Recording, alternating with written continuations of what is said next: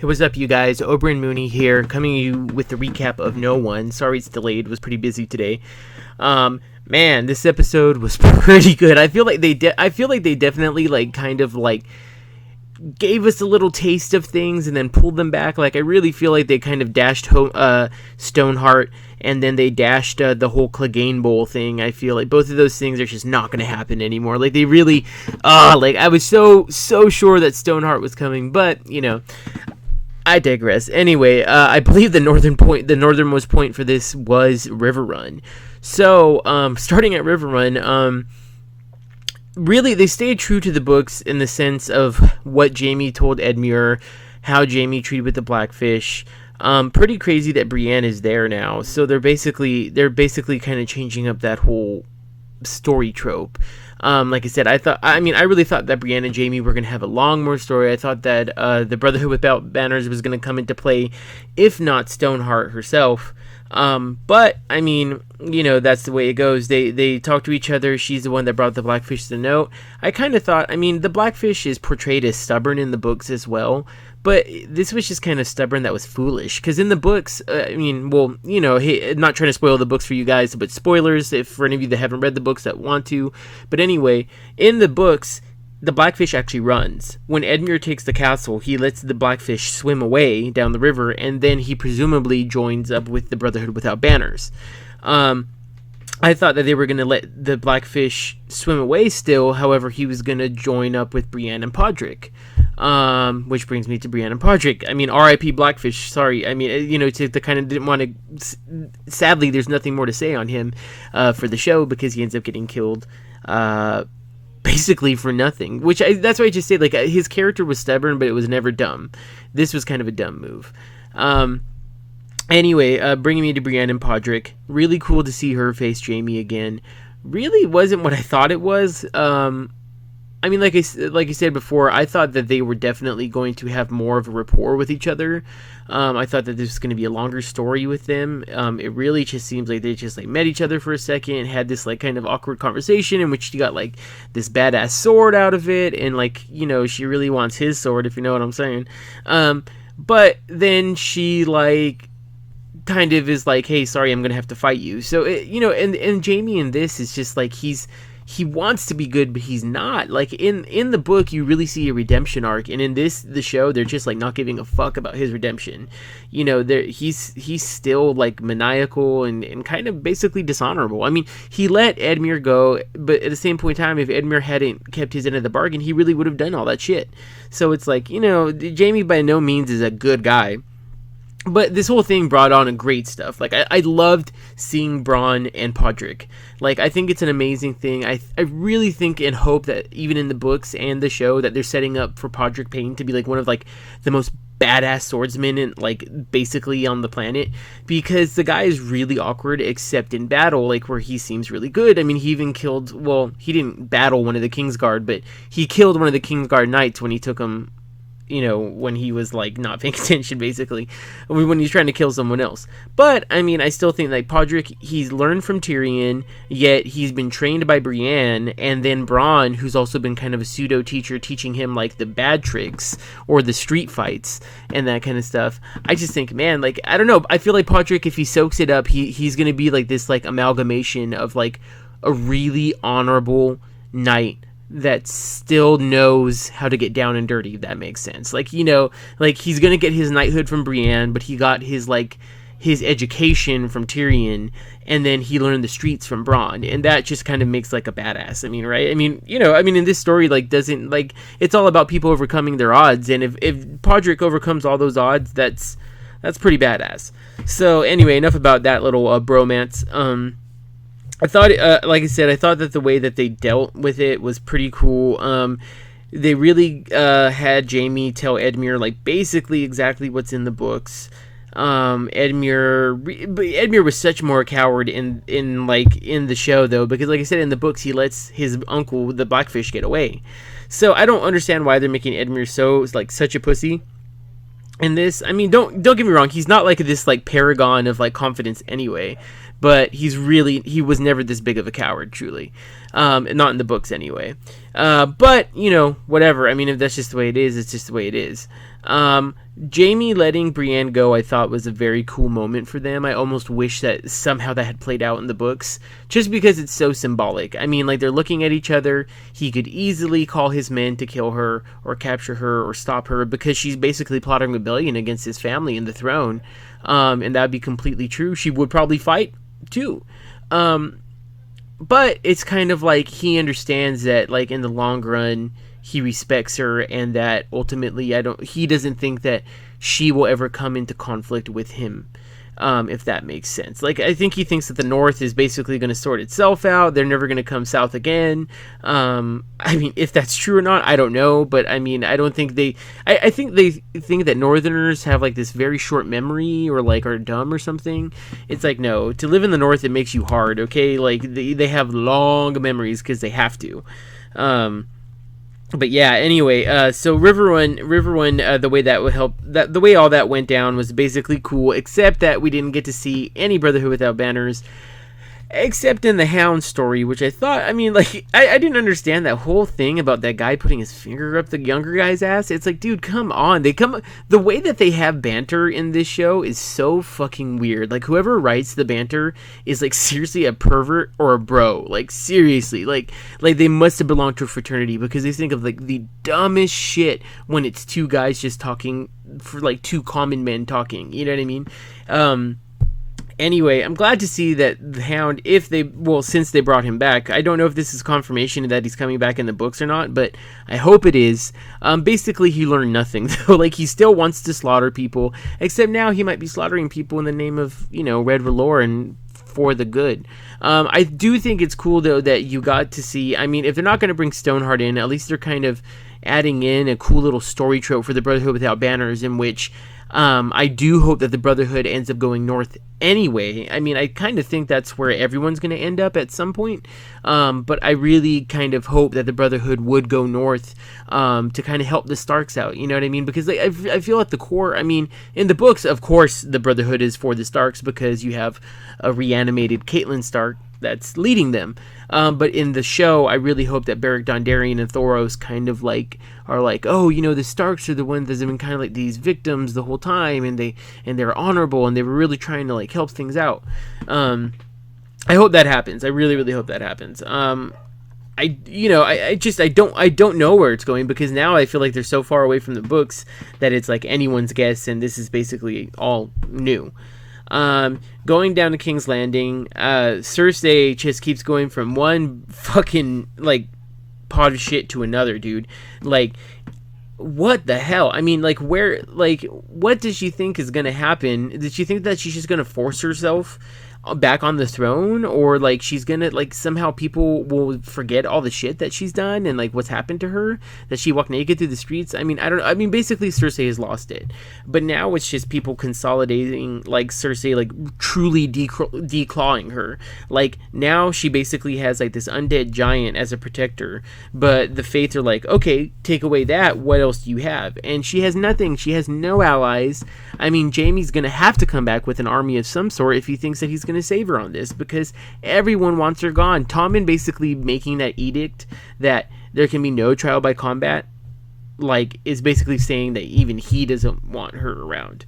So I really think Cersei might be at the end of her rope. I kind of hope she is. I hope she goes out in a blaze of glory, truly, but I really think her story might be done at this point. I just don't know how much more Cersei has in her, to be honest, like, truly.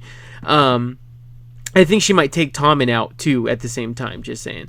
But anyway, so yeah, with the King's Landing, that's basically going exactly as I thought it was. I thought it was just going to get a matter of worse and worse. I don't see things going good for Loras, though, either.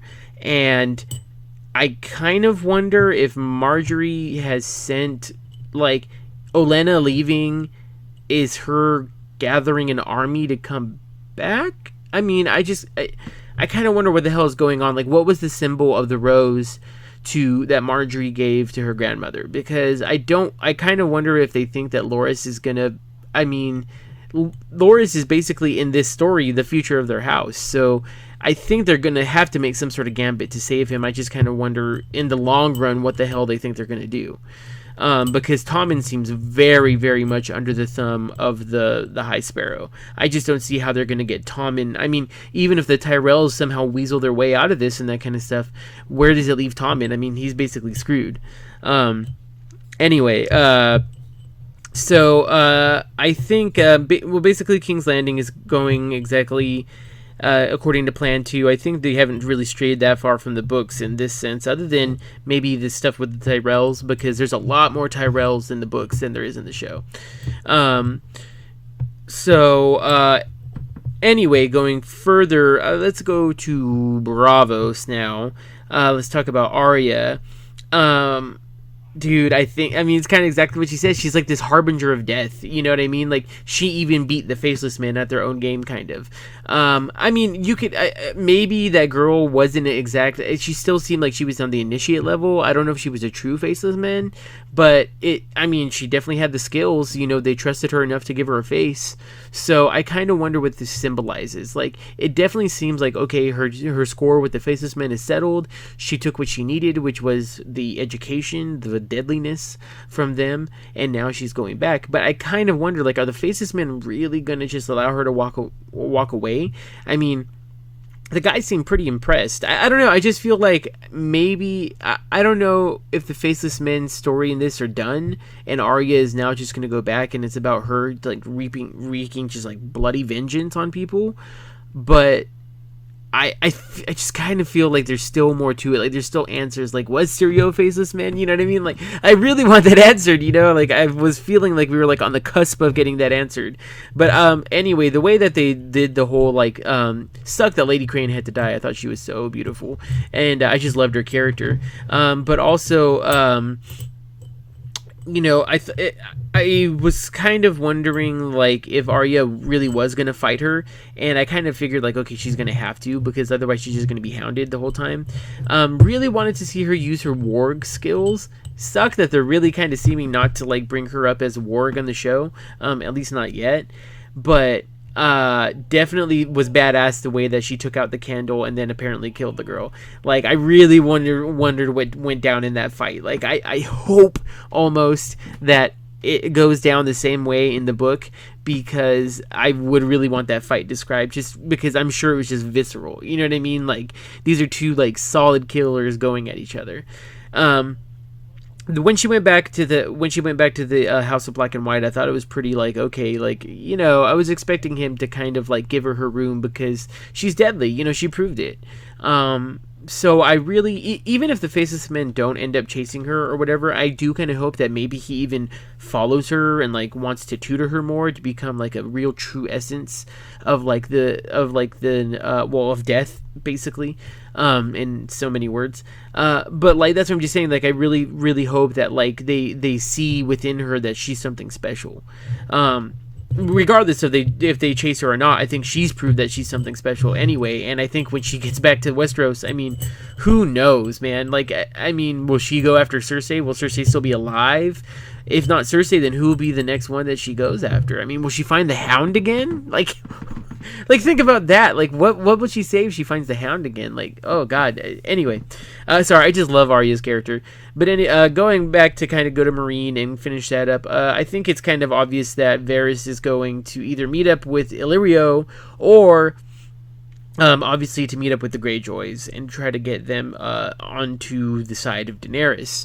I think that he does make a good point about trusting fanatics, especially the Red Priest fanatics. Excuse me, I don't know what the hell. Fanatics. I kind of, because I mean, they're just going to stir the people up and they're going to really whip them into like this religious fervor. But it kind of does help that Daenerys is kind of the embodiment of fire in this. Like, you know, she has dragons, she rides a dragon, she burns people to death in like very ceremonious ways. So it seems like, I mean, maybe Red Lore is like her religion.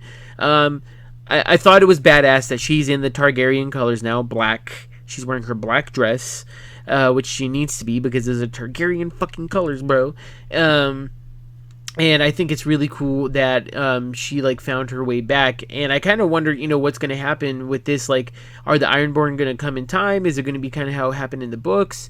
Is she just going to have her Khalasar like basically sweep like them all into dust. I mean, it just seems like it's going to be very bad for the slavers at this point, because Daenerys, unless she stops suddenly, her story has just been the one to just get better and better. Like, she basically came from nothing, and then now she's like this like ultra powerful person, kind of like Jon. You know, they both came from like this like obscurity, and now they're like these like super crazy leaders. Which, just to touch on in the last part, because I didn't touch on the last episode, the whole Greyjoy thing, I thought it was cool to see that Theon is like actually coming back, because he is a clever person. He did capture Winterfell with only like less than 30 men. So I really do hope that Theon truly does come back. I'm still kind of thinking he's on shaky ground, because I mean, you don't just get like your dick cut off and then like, you know, go back to normal. Like, but I mean, we'll see. Oh, you know, it'll be really interesting for him and fucking Varys to meet each other, because that will be interesting. Sorry, I just totally had an idea, because that, I think Varys can help Theon. If anyone can help Theon out, it's Varys, and that's going to be very interesting. I wonder if he's going to become like a tutor or something. Okay. Anyway, very interesting. Whoa. Sorry, that just kind of, I totally never even thought of that, but that's just fucking crazy. But anyway, so, and it looks like next week that we're finally going to get the Battle of the Bastards. This is something I've been shipping for a very long time. When I did write my fan fiction called The Black Wolf, which was actually about Rickon, it even mentioned a Battle of the Bastards, because I just knew it was coming, man. Like, I knew that Jon Snow and Ramsay were going to have to go at it, because it's basically the guy that, like, is the definition of bastardy, like you just call him a bastard, versus Jon Snow, who wears like the title bastard proudly, but he's so not a bastard, you know what I mean? Like, he's this great like lover, fighter, leader, like, you know, like, I don't know, like, he knows nothing, but he knows everything. Take me away, Jon Snow. No, I'm just kidding. But anyway, sorry guys, didn't mean to get all gay on you for a second. But no, Jon Snow is really awesome. Like, I just love his character, and I think a lot of people probably can relate to him. Anyone who's felt, you know, kind of like in a position to where they've had to endure something, but like kind of like make themselves, you know what I mean? So really, really glad. I hope, I don't know if it's shaping up for like one-on-one combat between him and Ramsay. I thought it was crazy when he was like, if I die again, like, don't bring me back. Like, is he depressed? You know what I mean? Like, you know, what does that mean? I don't know. I hope there's a reason for him saying that. Is basically it. But anyway, yeah, next episode seems like it's going to be a great episode. I think it's going to be like the penultimate episode, which is always like the climax of the season. Anyway, hope you guys had a great time watching it. See you again next week. Until then, Valor Magulis.